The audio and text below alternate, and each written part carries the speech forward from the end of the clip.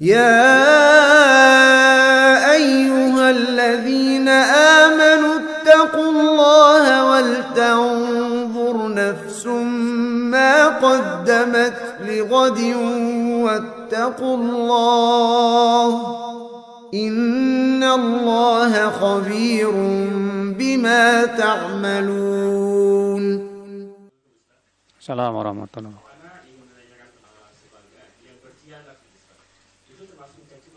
Termasuk ya bahwa sahabat yang turun di perang Uhud itu katanya berkhianat, termasuk para sahabat itu, saudaraku, ketika turun hendak mengambil ghanimah bukan karena serakah, karena ingin dapat apa? Dunia. Gimana dikatakan mereka itu serakah sementara mereka sudah meninggalkan harta benda mereka untuk hijrah ke kota Madinah? Bagaimana mereka disebut serakah?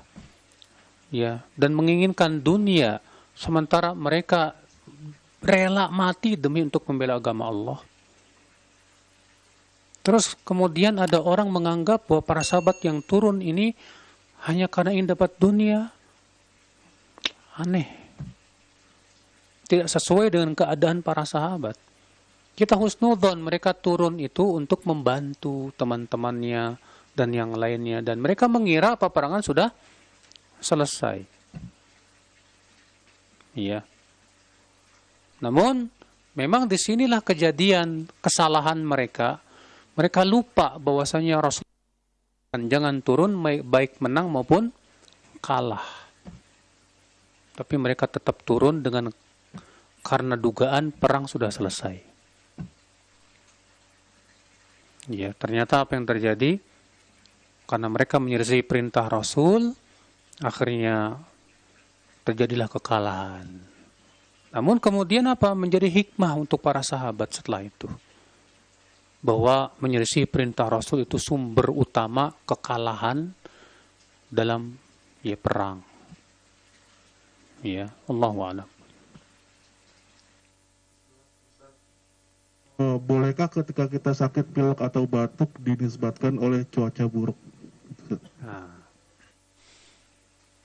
kalau kita sakit atau batuk misalnya karena ada kondisi-kondisi, misalnya karena cuacanya buruk dan yang lainnya, maka kita katakan saya sakit ini semua dari Allah. Kemudian diantaranya memang cuacanya lagi buruk, jadi lebih baik begitu.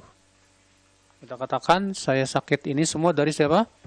Allah. Allah yang memberikan. Sebab kalaupun cuacanya buruk tapi Allah izinkan sehat-sehat, Pak.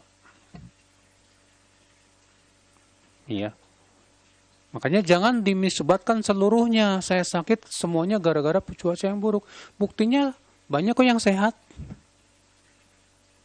Kalaulah cuaca buruk itu bisa membuat orang sakit dengan sendirinya, harusnya semua orang sakit dong saat itu. Enggak ada yang sehat dong. Maka kita katakan semuanya dari Allah. Ya. Makanya tidak boleh kita menisbatkan saya sakit gara-gara ketularan si fulan. Nggak boleh. Kenapa? Karena yang memberi penyakit hanya Allah. Dan yang bisa menjadikan penyakit itu menular semuanya siapa? Allah. Penyakit tidak akan bisa menular kecuali dengan izin Allah. Ini di zaman pandemi banyak orang yang rusak akidahnya. Dengan keyakinan saya kena COVID gara-gara si fulan. Ketika menyalahkan si fulan ini saja sudah apa? Seakan penyakit menular dengan sendirinya tanpa izin Allah. Jadi gimana dong? Kewajiban kita katakan apa? Saya sakit semua sudah dengan ketentuan Allah, selesai. Ketentuan Allah Subhanahu wa taala. Iya. Makanya saya pernah, Pak, berobat sama dokter paru-paru. Saya bilang, dok, pernah nggak menangani orang yang terkena penyakit TBC yang sudah sangat berat. Sering, Pak. Waktu itu dokter pakai masker nggak? Enggak. Kok dokter nggak kena? Ya alhamdulillah, Allah masih berikan saya kesehatan. Masya Allah. Berarti itu menunjukkan ya dok ya, bahwa penyakit itu tidak menular kecuali dengan izin Allah. Paham itu baik-baik. Sebab kalau penyakit itu menular dengan sendirinya, harusnya yang kena pertama kali dokter. Dan semua ahli kesehatan sepakat bahwa TBC itu penyakit menular loh Pak. TBC itu penyakit apa? Menular. Tapi wajib kita yakini di sini bahwa TBC atau apapun tidak akan menular kecuali dengan izin dari Allah Subhanahu wa taala. Ini keyakinan ini harus kita betul-betul pertahankan ini, Pak. Jangan sampai rusak gara-gara Covid ini. Keyakinan ini. Jadi kalau antum misalnya kena Covid, jangan salahkan si fulan, jangan. Memang murni Allah berikan sama kamu. Cuma lewat si fulan betul bisa jadi misalnya, tapi jangan salahkan. Ya. Jangan salahkan si fulan dan yang lainnya, jangan. Ya. Nah ini supaya kita tidak apa? Tidak menjadikan orang itu sebagai apa? Kambing hitam. Antum tahu sendiri di zaman Covid ini orang ditakuti banget, Pak. Ya, kalau orang kena Covid itu kayak kalau ketemu orang kena Covid itu kayak ketemu hantu yang melebihi ya kalau kelong wewe ya. Apa gitu ya? Menakutkan sekali sudah. Ya. Ini akal Islam, kita katakan tidak layak seperti itu seorang muslim yang punya akidah kepada Allah Subhanahu wa taala. Kalau ada orang kena Covid ya udah, kita bantu. Kita berusaha untuk apa? Bukan malah dikucilkan. Seperti dulu tuh kan dikucilkan banget, Pak. Dikucilkan tuh kayak apa sudah. Mengerikan sekali, subhanallah.